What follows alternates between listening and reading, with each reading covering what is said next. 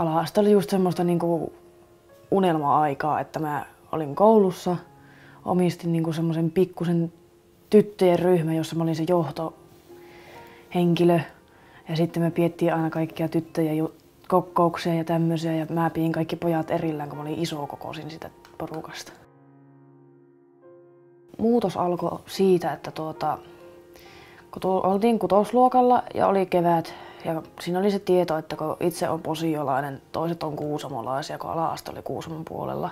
Sitten mä tiesin, että mä joudun lähtemään itse posiolle ja kaverit lähtee Kuusamoon. Seiskalla niin rupesin olemaan enimmäkseen yksikseen ja ainoat kaverit, jotka mulla oli tai suostu olemaan niin mun kavereita, niin oli meidän luokan pojat. Tytöt oli vähän semmoisia, että ne mun selän takana puhuu hirveän paljon niin pahaa minusta ja sillä niin kiusasivat ja syrjivät minua silloin, kun opettajat ei ollut näkemässä ja se niin tehtiin niin salakavalasti, että sitä ei vaan tajunnut silloin, kun sen uhriksi joutuu. Että ne, jotka tavallaan uskollisesti seurasivat muita perässä, niin ne ei edes tajunnut sitä välttämättä, että mitä ne siinä teki. Enemmäkseen mä uskon, että se on just sitä, että ne ei uskaltanut pistää vastaan, kun pienillä paikkakunnilla erilaisuus ei ole niin sallittua kuin suurissa paikoissa. Siinä oli sellaiset tietyt vahvat henkilöt, jotka pyöritti sitä koko tyttölaumaa ja päätti asioista. Ja varsinkin minun kylällä oleva eräs ihminen, niin siitähän tuli minun kiusaaja ja se sanoi kaikille, että minun ei kannata tutustua. Ja sillä että pysykää sitä kaukana ja selitti aina muille, että mitä mä olin heistä sanonut, vaikka mä en ollut ikinä puhunutkaan niistä. Kyllähän mua on sanottu rumaksi ja on haukuttu lihavaksi ja sitten muutenkin on siihen rinnastettu se, että onko laiska ja sitten monesti sanottiin, että mä vaan yritän olla jotain, vaikka mä olin ihan oma itteni. Enhän mä opettajille sanonut mitään, että ne ei edes huomannut sitä. Ja se tuli vasta 8-luokalla ilmi se asia siinä vaiheessa, kun kaikki oli mennyt jo liian pitkälle. Että olihan äiti siihen väliin jo yrittänyt sanoa opettajille, että kun sitä kiusataan ja tehkää sille jotain, mutta opettajat ei tehnyt sille mitään. Minusta siinä kiusaamisessa oli alkuvaiheessa se pahinta, että ruvettiin puuttumaan liian tarkkaan mun yksityiselämään. Esimerkiksi jos joku sai tietää joskus, että kenestä mä tykkään, se kerrottiin koko koululle. Ja sitten sen mukaan ruvettiin pilkkaamaan sillä asialla. Ja sitten varsinkin se, että kun ruvettiin syrjimään ja sillä tehtiin hirveän tasan tarkkaan selväksi pelkillä ulkoisilla tekijöillä, että sä et ole tervetullut tänne. Se oli monesti sitä, että mä menin tyhmyyksiä tekemään, että mä pääsisin porukkaan mukaan, joka taas johti siihen, että oli hirveän paljon riitoja vanhempien kanssa. 8. luokan jälkeen, kun siinä viimein tuli niin sanottu kirjaimellinen pysähdys. Eli mä olin siinä vaiheella, että mä hyppään joko ikkunasta tai mä en hyppää siitä. Mä vaan istuin ikkunan reunalla ja mä sitten päätin, että mä vielä kokeilen. Että mä en luovuta vielä. Mä oon sen verran vahvatahtoinen ihminen ja unelmoija. Osastolle kun menin, niin siellähän tietyllä tavalla helpotti ja kun huomasin, että ihmiset ymmärtää minua, että mä en ole yksin. Ja löysin niitä samanlaisia sieluntovereita niin sanotusti. Kyllähän se oli jo helpompaa, mutta sitten kun piti taas palata kouluun, niin se sama kierre alkoi uudestaan. Että äitihän sitten päätti, että mä 9-luokalle siirryn Kuusamoon kouluun. Ja siellä alussa lähti hyvin käynti, että sain kavereita, ei ollut mitään ongelmaa. Mutta se taas kääntyi päinvastaisesti, että ne ei enää tykännyt minusta, ne ei ymmärtänyt sitä mun masennusta, niin ne sanoo, että kun mä oon niin semmonen tekopyhä, niin ne ei halua olla mun kavereita. 9-luokan läpihän mä selvisin nipin napi, että se oli sitä, että keväällä tuli se niin sanottu uusi romahdusvaihe. Että se oli sitä, että mä olin puolet päivästä koulusta ja sitten saatoin lähteä kesken kaiken ja saatoin nukkua tunnilla ja kokkeita kun oli, en kirjoittanut niihin mitään, koska mä en vaan jaksanut keskittyä ja mä niin kuin hirveän paljon mietin niitä eri asioita ja sitten mä vaan en enää jaksanut. Että mullahan tuli siinä semmosia pieniä tyhmyyksiä tehty, että mähän lääkkeitäkin yliannostukseen vein ja sitten päätettiin, että mut laitetaan takaisin Rovaniemen lähteille ja siellähän mä oon ollut 3 kertaa tähän päivään mennessä.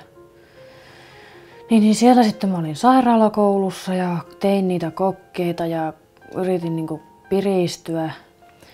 Ja sitten tuli se päivä, että kun lääkärin mielestä tämä käynti oli ihan tyhjänpäiväinen. Ja kun piettiin palveria, niin sairaalakoulun opettaja sitten teki minun kanssa semmoisen sopimuksen, että kun mä niin vastustin sitä kouluun palaamista, että mä en halunnut palata sinne, että mä pääsen 1,5 kuukautta etuajassa koulun läpi sillä ehdolla, että mä käyn vaan tekemässä kokkeet koululla. Että mun ei tarvinnut niinku muuta tehdä, niin mähän niinku otin sen tarjouksen vastaan ja kävin ne kokkeet innolla suorittamassa sieltä pois, että kun ei tarvinnut ketään nähdä, kun oli aina siihen aikaan, että kun siellä ei ollut ketään. Kesän olin vähän sellainen mietiskellä ja yritin niinku itseä kohentaa ja lähdin niinku ihan innoissaan ammattikouluun matkailupuolelle opiskelemaan sillä, että nyt niinku on uusi mahdollisuus. No, mä en kestänyt siellä vaan kuin 3 kuukautta, että se kiusaaminen taas jatkui siellä. Siellä oli niitä vanhoja kiusaajia samassa luokassa ja samassa koulussa oli ainakin. Ja sitten mä menin tuolta matkailupuolelta Avaalle, joka on tämmönen valmentava koulutus. Siellä mä pystyin olemaan 2 kuukautta ja mä taas luovutin. Ja tammikuussa sitten mun elämä kääntyi niinku tavallaan ylösalaisin ihan kokonaan. Että mun normaali päivärytmi oli sitä, että mä menin nukkumaan aamu 8:00, heräsin ilta 8:00, istuin koko yön tietokoneella ja menin taas aamu 8:00 nukkumaan. Ja äitihän monesti yritti mua potkia sieltä ylös, että mä lähtisin kouluun. Mä en vaan niinku suostunut heräämään. Mä vaan makkoilin niinku sängyssä tai nukkuin tai istuin tietokoneella. Mä en oikeastaan muuta tehnytkään. Ja sitten meillä oli palveri siinä, niin palverissa sitten sovittiin, että mä lähden uudestaan lähteelle, että asialla on tehtävä jotain. Ja sitten lähteellä niin minun oma ohjaaja sai semmoisen idean, että laitetaanpa sinut Ouluun. Että siitä on sitten lähtenyt se nousuvaihe.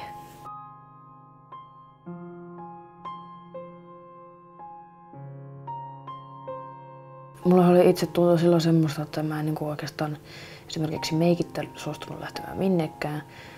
Ja aina piti kaiken maailman laittautumiset tehdä ja aina pidi itseäni rumaana ja tyhmänä. Ja niin kuin minusta sanottiinkin, että mä tavallaan niin kuin uskoin niihin asioihin, vaikka ne ei pitänyt paikkansa.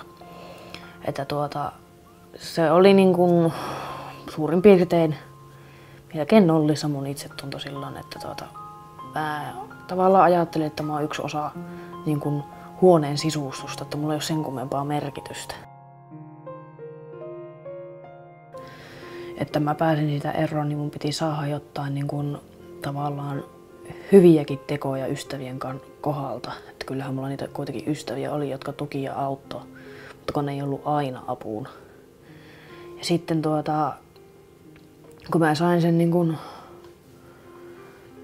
2012 vuonna nostettua se itsetunnon niin kuin ihan taas huippuunsa, mä totesin uutena vuotena, että mun paras saavutus on se, että mä saan vihdoinkin olla yhtä onnellinen kuin pikkulapsena.